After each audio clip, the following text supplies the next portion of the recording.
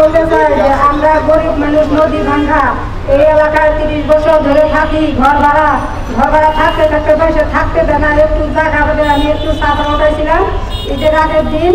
এই Forster office থেকে ভেঙে দিয়ে কিছু কষ্ট করে কিছু স্বর্ণ দানাও করছিলাম নাতিনের জন্য, সেগুলোও নিয়ে এসে বসছে ঘরে থেকে। আমি বলছিলাম যে আমাকে ওখানে নিয়ে যান, কারণ থেকে অ্যারেস্ট করবো। আমাদের নামে কেস মামলাও করছে, ঘর ভেঙে ঘরগুলো নিয়ে এসছে। তারপরে আমাকে ঈদের আগের দিন বাজার পূজা করছি, চিনি সেমাই সব বেগু দিয়া সব উল্টা করে চাউল সব ফেলা দিয়া সব কিছু নিয়ে এসে বসে। তাহলে আমরা এখন একটু কাগজ দিয়ে বেড়া দিয়ে থাকি। তাও মেম্বার চেয়ারম্যান এলাকায় মেম্বার চেয়ারম্যান আছে, তারাও দেখে সেই কাগজটাই ছিঁড়ে ফেলে। তারপরে ফরেস্টের ঘর খবর দেয়, দালাল ঘর খবর দেয়, এই সুমির করে খারু ওই মানুষ পাঠিয়ে দেয় যে ওই ছাত্রা দিতেছে, হ্যাঁ ঘরটা ভাঙিয়ে দিয়েছ।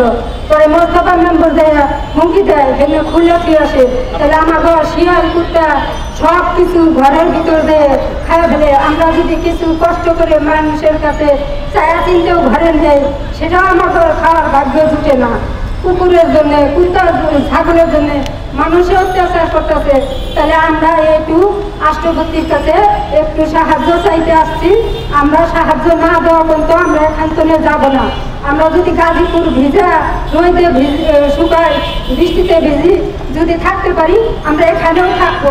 রাষ্ট্রপতি যদি একটু আমাদের সাহায্য করে যে আপনারা যেখানে আসিলেন সেখানে কাগজ দিয়ে উঠে থাকেন, তাহলে আমরা খুশি হব।